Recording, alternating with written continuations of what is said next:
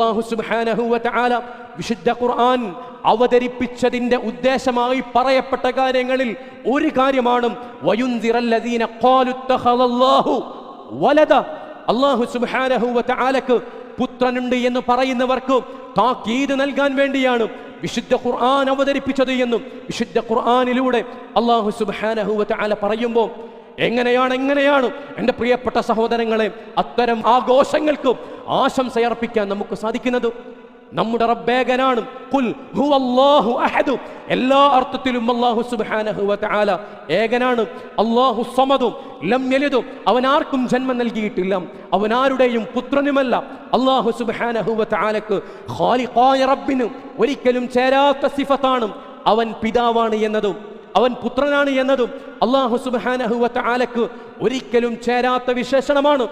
റബ്ബിനെ കുറിച്ച് അത്രയും ഗുരുതരമായ ആരോപണം പറഞ്ഞിട്ടും അതിൻ്റെ പേരിൽ സംഘടിപ്പിക്കപ്പെടുന്ന ആഘോഷത്തിന് ആശംസയർപ്പിക്കാൻ നമുക്ക് തോന്നുന്നുണ്ടെങ്കിൽ എൻ്റെ പ്രിയപ്പെട്ട സഹോദരങ്ങളെ, നമ്മുടെ ഈമാനിന് കാര്യമായ പുഴുക്കുത്തോ ഏറ്റിട്ടുണ്ട്. മൻ തശബ്ബഹ ബിഖൗമിൻ ഫഹുവ മിൻഹും. റസൂലുള്ളാഹി സ്വല്ലല്ലാഹു അലൈഹി വസല്ലമ ആരെങ്കിലും ഏതെങ്കിലും ഒരു വിഭാഗത്തോട് സദൃശ്യപ്പെട്ടാൽ അവൻ അവരിൽ പെട്ടവരാണ് എന്ന് മുഹമ്മദ് മുസ്തഫ സല്ലല്ലാഹു അലൈഹി വസല്ലം. പ്രിയപ്പെട്ട സഹോദരങ്ങളെ, സത്യവിശ്വാസിക്ക് അതിന് സാധ്യമല്ല. അള്ളാഹുവിനെ സ്നേഹിക്കുന്നവന്, അള്ളാഹുവിൻ്റെ റസൂലിനെ സ്നേഹിക്കുന്നവര്, അള്ളാഹുവിൻ്റെ ദീനിനെ സ്നേഹിക്കുന്നവർക്ക് അത്തരം ഒരാഘോഷത്തിൻ്റെ ഭാഗമാവാൻ, അതിനാശംസയർപ്പിക്കാൻ സാധ്യമല്ല സഹോദരങ്ങളെ, സാധ്യമല്ല സഹോദരങ്ങളെ. നമ്മൾ അവരോട് പോലും ചെയ്യുന്ന ക്രൂരതയാണ്, ഇത് സംഘടിപ്പിക്കുന്ന ആളുകളോട് പോലുമുള്ള ക്രൂരതയാണ് അതിനാശംസയർപ്പിക്കുക എന്നുള്ളത്.